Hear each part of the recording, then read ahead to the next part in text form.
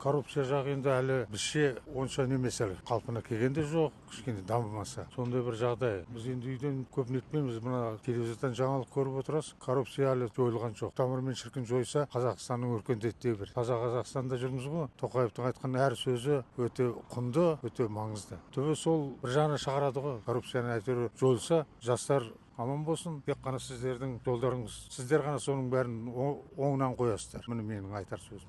Қазіргі таңда менің ойымша жемқорлықпен күрес белсенді өтіп жатыр. Оған мысалға біздің қазіргі жастар көшеде брошюра таратады, көптеген баннерлар ілініп жатыр. Сондай видеоларды көріп, қазіргі жастар жемқорлықтың қате екенін түсініп, соның салдарын біліп жатыр деп ойлаймын. Енді бизнесмендердің өз жұмыстары бар ғой, енді олар оңайшылықпен жетпейді ондай дәрежеге.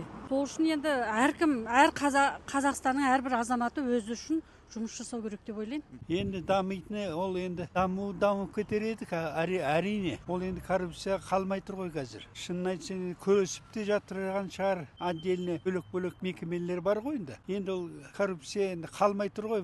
Жалғыз бізде емес, басқа шет елдерде де бар болып жатыр енді. Рас, нақты мен енді ештеңесін айтпаймын, айта алмаймын.